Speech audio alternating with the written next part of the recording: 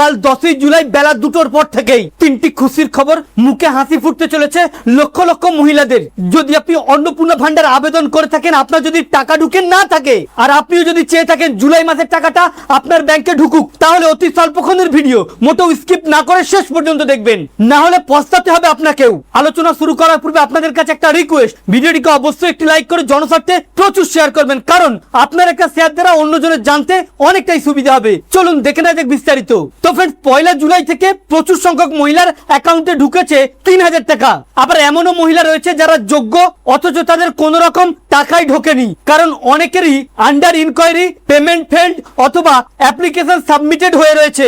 আবার অনেকেই রয়েছে যারা অ্যাপ্লিকেশন করার সময়, অনলাইন আবেদন করার সময় তাদের কিছু ভুল ত্রুটি হয়েছিল। এবারে পশ্চিমবঙ্গ সরকারের তরফ থেকে রয়েছে আগামীকাল 10ই জুলাই দুপুর 2টোর পর থেকে তিনটি দারুণ খুশির খবর। প্রথমত, যাদেরকে রিজেক্ট করেছিল ইতিমধ্যে তাদের রিচেক করছে, তাদের আন্ডার ইনকোয়ারি রয়েছে। এদের মধ্যে যারা প্রকৃত যোগ্য হবে তাদেরকে টাকা দেয়া হবে।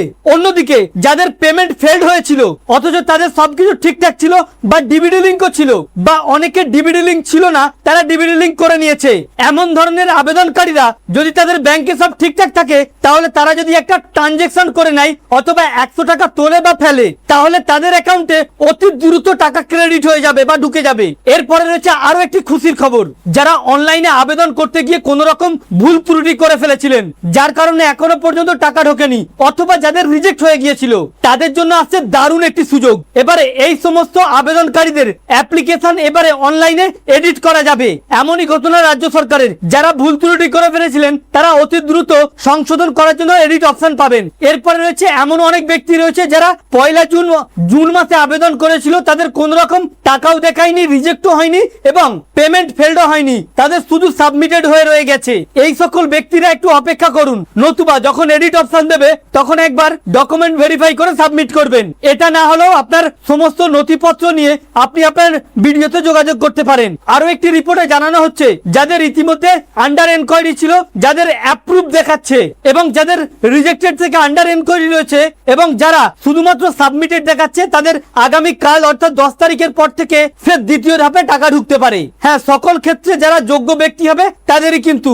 আর যাদের এখনো পর্যন্ত পেমেন্ট ফেল্ড হয়ে রয়েছে, তারা দ্রুত একবার কেওয়াইসিটা চেক করবেন, ডিবিডি লিঙ্কটা চেক করবেন। যদি সব ঠিকঠাক থাকে তাহলে একটা ছোট ট্রানজেকশন করবেন ব্যাংকে গিয়ে। এরপরে যারা জুন মাসে আবেদন করেছিল না, জুন মাসে যারা আবেদন করেছে তাদের টাকা ঢোকা দেখে জুলাই মাসে আবেদন করছেন, তাদের অ্যাপ্লিকেশনের আপডেট আগামীকাল 10ই জুলাইয়ের পর হবে এবং কিছু কিছু মানুষের দ্বিতীয় ধাপে টাকাও ঢুকতে। আর নতুবা তো অযথা আতঙ্কিত হবার দরকার নেই, আগস্টের 1 তারিখের পর থেকে এই সকল ব্যক্তিদের অ্যাকাউন্টে টাকা ঢুকতে পারে। তো ফ্রেন্ডস, এই ছিল মূলত অন্নপূর্ণা ভান্ডার নিয়ে বিশেষ আপডেট। আমাদের উদ্দেশ্য ছিল এই আপডেটটি আপনাদের সামনে উপস্থাপন করা, যাতে আপনাদের জানতে সুবিধা হয়ে থাকে। ভালো লেগে থাকলে ভিডিওটিকে অবশ্যই একটি লাইক করে শেয়ার করবেন। Thank you friends, thank you for watching.